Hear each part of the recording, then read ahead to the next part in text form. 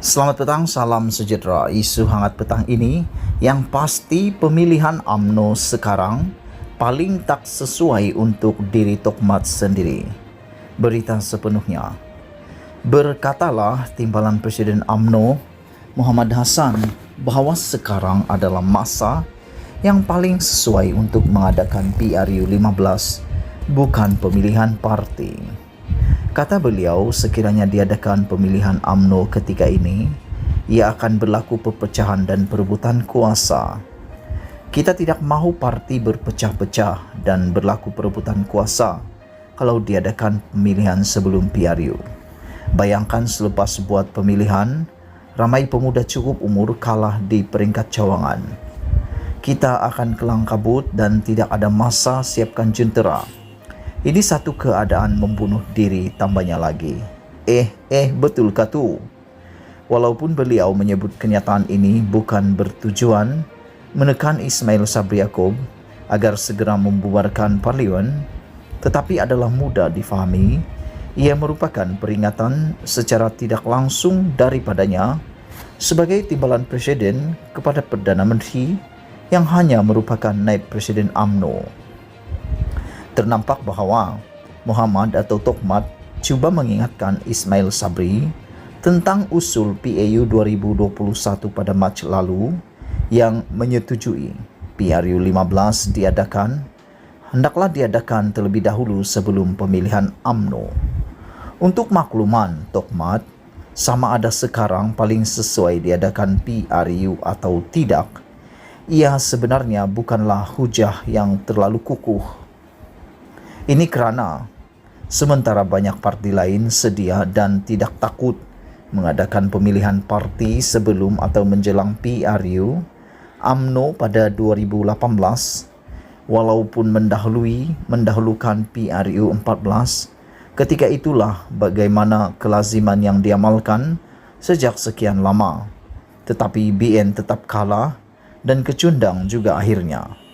Bermakna menangguhkan pemilihan parti bukan jaminan tunggal UMNO pasti akan menang PRU. Yang pasti, mengadakan pemilihan UMNO sekarang atau sebelum PRU 15 memang paling tak sesuai untuk Tokmat sendiri. Dengan tanpa jawatan dalam kerajaan dan ramai pesaingnya pula duduk sebagai menteri, jika pemilihan diadakan terlebih dahulu sebelum PRU, ia tentu saja akan menjadi keadaan terpaling sukar bagi Tokmat untuk mempertahankan jawatannya. Bila sudah gagal mempertahankan jawatan, biasanya peluang untuk bertanding dalam PRU 15 selepas itu pun jadi bertambah sukar lagi. Untuk selamat dan mudah mendapat tempat sebagai calon, maka mestilah diusahakan agar PRU 15 diadakan terlebih dahulu sebelum pemilihan parti atau ketika masih ada jawatan dalam parti. Ialah, takkan timbalan presiden tak diberi kerusi untuk bertanding. Apapun, dengan kenyataan ini, bolehlah diucapkan syabas kepada Tokmat kerana nampaknya tidak berselindung lagi dalam memikirkan kepentingan diri dan kerusi buat dirinya sendiri. Sabudin Hussein, sekian isu hangat petang ini. Jangan lupa tinggalkan komen anda. Sila tekan butang subscribe untuk mendapatkan isu-isu terkini daripada channel ini. Malaysia kita punya, kita jaga sama-sama. Tinggalkan komen anda banyak-banyak. Kita jumpa lagi. Bye-bye.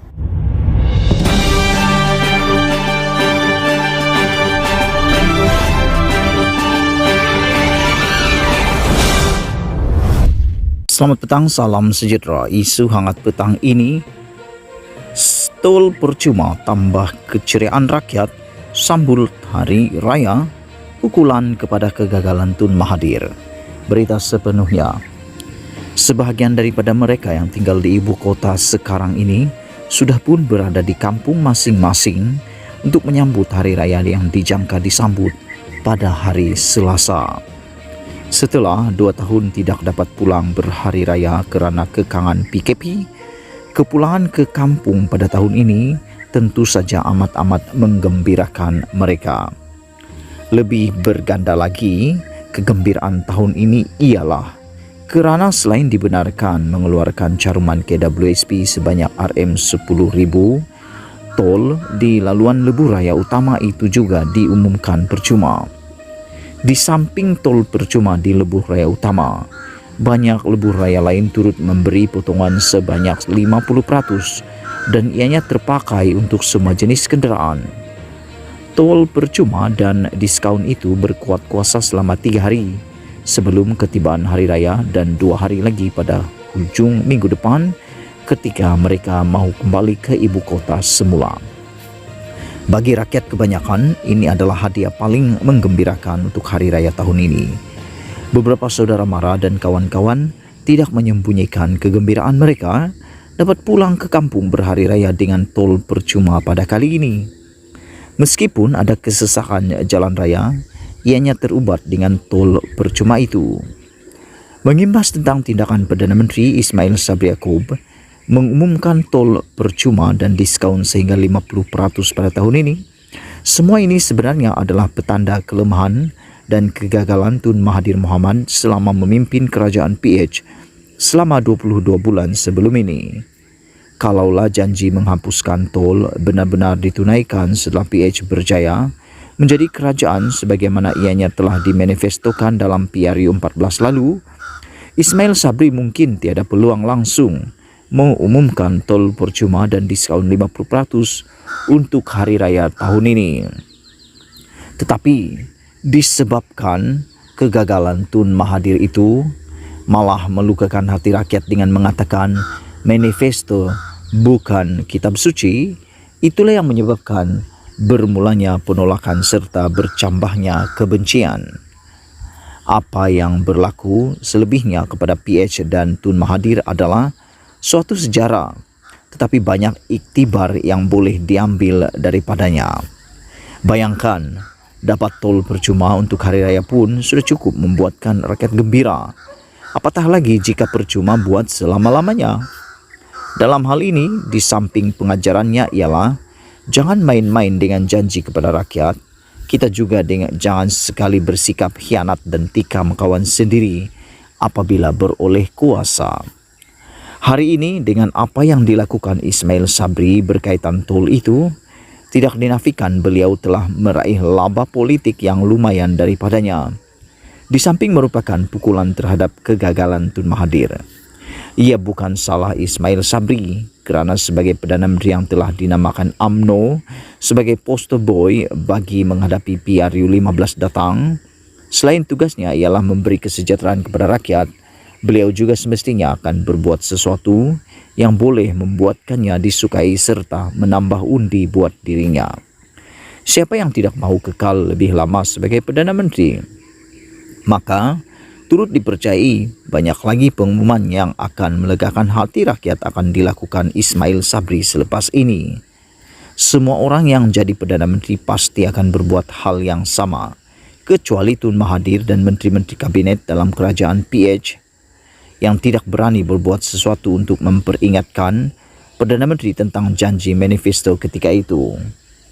Ada kawan dalam UMNO berkata, kalau PRU 14 dulu antara sebab yang memenangkan PH ialah janji tol percuma beserta mungkin beberapa sebab yang lain, tol percuma di hari raya yang diumumkan Ismail Sabri tahun ini tidak mustahil menjadikannya mampu kekal lagi sebagai Perdana Menteri.